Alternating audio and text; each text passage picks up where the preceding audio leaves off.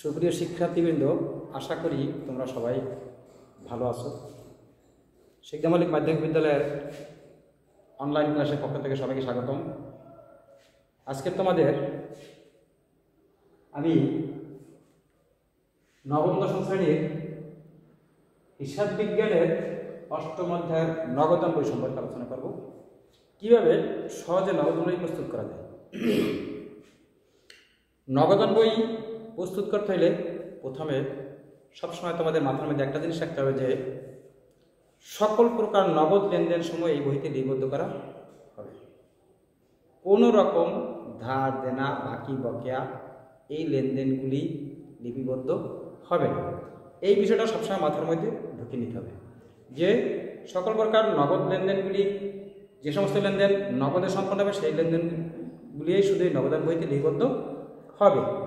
তো একটা সুন্দর একটা কৌশলে নগদান বই করা যাবে। যাই হোক, আমি সেই কৌশলটা একটু পরে বলতেছি।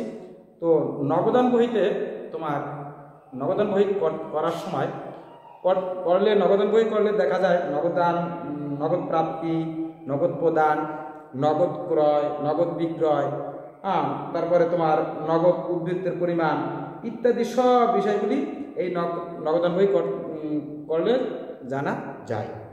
তো নগদান বইতে 4টি ভাগ আছে। কি কি ভাগ?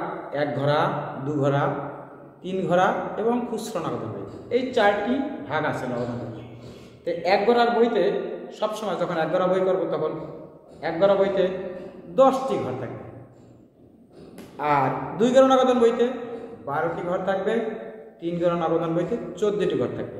সবসময় এই জিনিসটা মাথায় রাখবে যে 1 ঘরায় 10টা, 2 ঘরায় 12টা, 3 ঘরায় 14টি ঘর থাকবে। তো আমি সবগুলি পরে দেখাবো।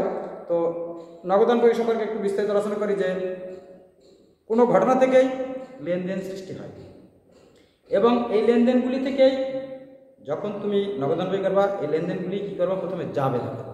লেনদেনগুলি কী করবো? প্রথমে জাবেদা করবো। তো দেখো আমরা কিভাবে সহজে করতে পারি যে লেনদেন থেকে আমরা জাবেদা করবো। ঠিক আছে, লেনদেন আমি যে কথাগুলি বলছি এই লেনদেন, একটা নগদ লেনদেন। দেখো এই লেনদেন দুই ভাগ। একটা হচ্ছে নগদ লেনদেন, একটা হচ্ছে নগদ লেনদেন, আর হচ্ছে বাকিতে লেনদেন। তো দেখো এই নগদ লেনদেন, এই লেনদেন দুই ধরনের, একটা হচ্ছে নগদ লেনদেন, একটা হচ্ছে বাকিতে লেনদেন। এই নগদ লেনদেনই শুধু তোমার নগদান বইতে যাবে, কিন্তু বাকিতে লেনদেন কখনো নগদান বইতে আসবে না। বাকিতে লেনদেন কখনো নগদান বইতে আসবে না। এবার দেখো এই লেনদেনগুলি আবার, এই নগদ লেনদেনগুলি আবার নগদ প্রাপ্তি আর নগদ প্রদান।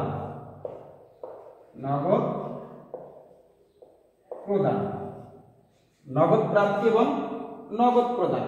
এই নগদ প্রাপ্তিগুলা, সমস্ত নগদ প্রাপ্তিগুলি কোথায় যাবে? তোমার ডেবিট দিকে, আর সকল প্রকার নগদ প্রদানগুলো যাবে ক্রেডিট দিকে। তো তোমার যে কথাটা বলছি, তোমরা সবসময় একটা জিনিস যে ভাববে নগদ প্রাপ্তিগুলো নগদের দিকে, ডেবিটের দিকে এবং নগদ প্রদানগুলো ক্রেডিটের দিকে যাবে। তাহলে লেনদেন একটা হচ্ছে বাকি, একটা হচ্ছে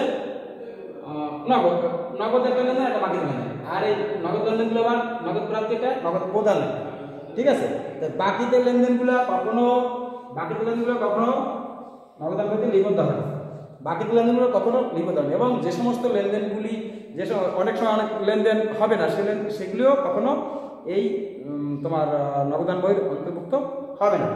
তো নগদ প্রাপ্তি এবং নগদ প্রদান এটা যাবে ডেবিট দিকে, আর এটা যাবে ক্রেডিট দিকে। তবে একটা বিষয় আছে, আমি বলছি যে জাবেদা করার সময় তোমাদের একটা জিনিস মাথার মধ্যে রাখতে হবে যে জাবেদা যখন করবা, জাবেদা করার সময় সবসময় তুমি কি নিয়ে ভাববা? নগদ এবং ব্যাংক নিয়ে ভাববা। কি নিয়ে ভাববা?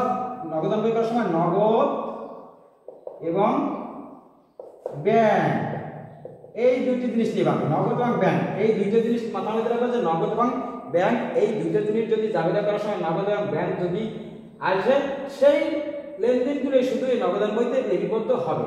ধরা যাক মনে করো একটি লেনদেন, যেমন নগদে পণ্য ক্রয়। সাপোজ আমি যে কথাটি বলছি দেখো, নগদ এবং ব্যাংক এটি একটি লেনদেন। নগদ এবং নগদে পণ্য ক্রয় মনে করো 5,000 টাকা, সাপোজ 5,000 টাকা।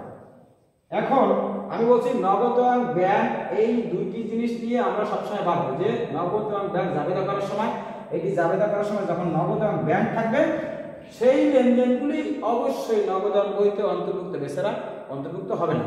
দেখো নগদে পণ্য ক্রয় 5,000 টাকা। এখন এর জাবেদা কি হয়? এর জাবেদা কি দেখো, নগদে পণ্য ক্রয়, ক্রয় হিসাব ডেবিট, আর কি নগদান হিসাব, নগদান হিসাব ক্রেডিট। নগদান হিসাব কি ক্রেডিট 5,000। এখন দেখো এইখানে সবসময় আরেকটা জিনিস, নগদান হিসাবে ডেবিট, তাহলে এই জাবেদাটা নগদান কথাটি উল্লেখ আছে, নগদান কথা উল্লেখ আছে, সেহেতু এই নগদান কথাটি এই এর যেটা বিপরীত থাকবে সবসময়, যে জিনিসটা এই জাবেদা করার সময় ডেবিট এবং ক্রেডিট, যে জিনিসটি যেমন নগদান ক্রেডিট হয়েছে, এর বিপরীতটি লিখতে হবে কি ডেবিট। ক্রয় হিসাব লিখতে হবে কি ক্রয় হিসাব। ক্রয় হিসাব লিখে তুমি ডেবিট দিকে, সরি নগদান ক্রেডিট আছে, ক্রেডিট দিকে তুমি 5,000 টাকা লিখে দেবে। কোন ঘরে? নগদের ঘরে। কোন ঘরে? নগদের ঘরে। নগদের ঘরে তুমি কি করবা? 5,000 টাকা লিখে দেবা। লিখবে কি বিপরীত নামটা লিখবে কি ক্রয় হিসাব, কারণ এইটার বিপরীত সবসময় লিখবা এর বিপরীতটা ক্রয় হিসাব। প্রত্যেকটা জিনিস মাথার মধ্যে রাখবো সবসময় যে আমি যে জিনিসটি নগদ হিসাব করার সময় আমার যেটি ডেবিট হোক বা ক্রেডিট হোক তার বিপরীতটি আমাদের নগদান বইতে লিখতে করা হবে। ধরা যাক নগদে পণ্য ক্রয়, এটা যদি বিক্রয় হইতো, বিক্রয় হইলে দেখো বিক্রয় হইলে এর জাবেদা কি হইতো? এর জাবেদা হইতো নগদান ডেবিট, নগদান হিসাব ডেবিট, আর কি হইতো বিক্রয় ডেবিট, বিক্রয় ক্রেডিট। তাহলে কি হইতো? এটি দেখো নগদ হিসাব ডেবিট, তাহলে এটা যাইতো কোথায়? এই বিক্রয় হিসাব লিখতাম, আর এই ডেবিট নগদ হিসাব ডেবিট, সেহেতু নগদের করে ডেবিট দিকে এই 5,000 টাকা যাবে। তো এছাড়া যেমন তোমার যদি এমন হয় যে পাওনাদারকে চেকে পরিশোধ, দেখো পাওনাদারকে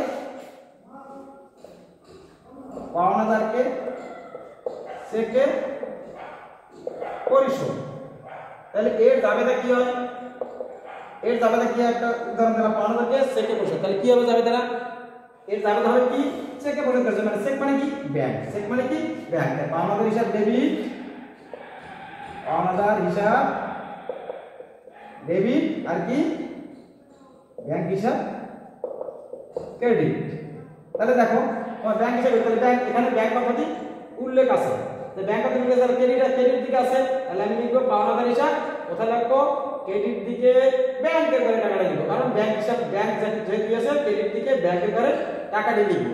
তাহলে এটা তোমাদের সবসময় মাথার মধ্যে একটু সবসময় রাখবে যে এ ধরনের যদি কোনো লেনদেন হয় তাহলে তোমাদের অবশ্যই যেটি থাকে সেটি ডেবিট দিকে ডেবিট, ক্রেডিট দিকে ক্রেডিট। নগদ এবং ব্যাংক যদি জাবেদা আসে তাহলে সেই লেনদেনগুলি শুধু নগদান বইতে লিখতে হবে।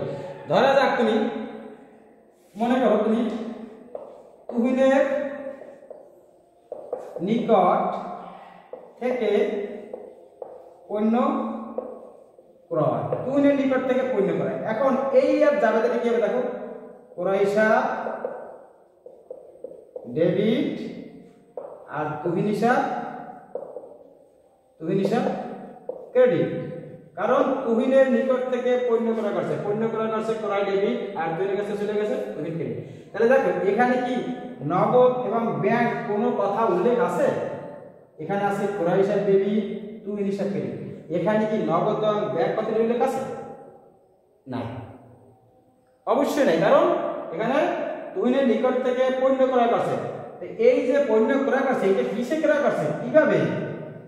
বাকিতে। এটা বুঝে নিতে হবে তোমাদের। নগদ এবং বাকি জিনিসটা বুঝতে হবে যে সমস্ত লেনদেন বাকিতে বা ধারে ক্রয় বিক্রি হবে বা লেনদেন হবে সেগুলি অবশ্যই নগদান বইয়ের অন্তর্ভুক্ত হবে না। সেহেতু এই লেনদেনটি কি যাবে? অবশ্যই যাবে না, নগদান বইয়ের কোনো দিকে লিখতে হবে না, কারণ এখানে নগদ এবং ব্যাংক কথা উল্লেখ নাই, নগদ এবং ব্যাংক কথা উল্লেখ নাই। সেহেতু এই ধরনের লেনদেন কখনো তোমার নগদান বইতে যাবে না। তাই তোমরা দেখো কত সহজে সবসময় একটা জিনিস ভাববে যে লেনদেনগুলি প্রথমে জাবেদা করবে, জাবেদা করার পরই তুমি সেটা দেখবে যে এর মধ্যে ব্যাংক এবং নগদ কথা উল্লেখ আছে কিনা। যদি ব্যাংক এবং নগদ কথা উল্লেখ থাকে তাহলে সকল প্রকার নগদ প্রাপ্তি যে পাওয়াগুলো সবগুলো ডেবিট দিকে যাবে আর প্রদানগুলো ক্রেডিট দিকে যাবে। তো এখন নগদ এবং ব্যাংক দেখা যায় নগদ কোন দিকে আছে, ডেবিটে না ক্রেডিটে। যদি ডেবিট দিকে থাকে ডেবিট দিকে উল্টা জিনিসটা লাগবে, বিপরীত জিনিসটা লিখে ডেবিটে নগদ তোমার নগদ টাকাটা বসাবা। আবার ক্রেডিটে থাকলে ক্রেডিটে ব্যাংক থাকুক নগদ যেটা থাকবে সেই ঘরে নির্দিষ্ট জায়গায় বসিয়ে তুমি দেখো সহজেই তুমি নগদান বই করতে পারবে। যাই হোক, তোমরা সবাই ভালো থেকো, সুস্থ থেকো। পরবর্তী ক্লাসে আমি বিস্তারিত তোমাদের শখের মাধ্যমে আমি 2 ঘর বা 3 ঘর নগদান বই দেখাবো। ভালো থাকো, সুস্থ থাকো, এটাই প্রত্যাশা। ধন্যবাদ সবাইকে।